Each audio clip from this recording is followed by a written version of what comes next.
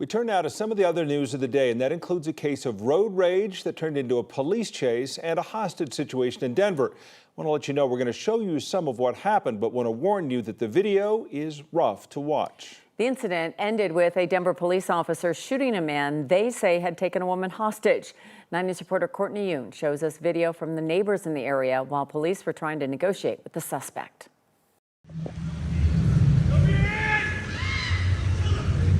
It started out with road rage and gunfire. It ended with a Denver police officer shooting a man who they say was holding a woman hostage. We believe that he was threatening to kill this individual. That was communication that was coming from the suspect, and so we believed it was urgent to act in that moment. Denver Police Chief Ron Thomas says it all began around 5:30 p.m. on Friday when a 911 caller reported another driver shooting at them near I-25 in Colfax. Thomas says the caller followed the suspect and his car was hit by bullets again near I-25 and I-70.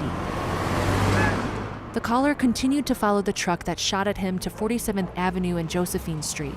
Police followed the vehicle in that area and watched it for several hours. Eventually, the suspects got back in the truck and officers chased them to 35th and York. Ultimately attempted a couple of forced stop methods, ultimately being successful in getting the vehicle to crash in the 3500 block of York. After the vehicle crashed around 11:20 that night, Thomas says officers surrounded the vehicle. Neighbors say they heard police shouting commands, a woman screaming, a man threatening to kill her, and then Thomas says one officer fired one shot that hit the man. Both the suspect and the female did go down, but the male party did not release control of the female, so negotiations continued to try to get them to surrender. He was taken to the hospital. Police say he's expected to survive his injuries. The woman went to the hospital with injuries from the crash. There were 2 other individuals that were inside of this car that were also taken into custody, transported to area hospitals for treatment for injuries sustained during the accident.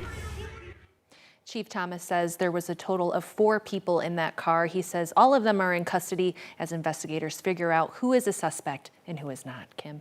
Wow, that's quite a series of events and just so scary. I mean, it could have been much worse. Yeah, definitely. And also Chief Thomas last night, he mentioned that that 911 caller was following that road rage suspect. He advises that people do not do that. If you're ever in that situation, to not follow a car that is road raging at you, just to call 911. Try to get the license plate if you can, but get yourself to safety. Get out of there. Let the authorities do it. All right. Thank you, Courtney.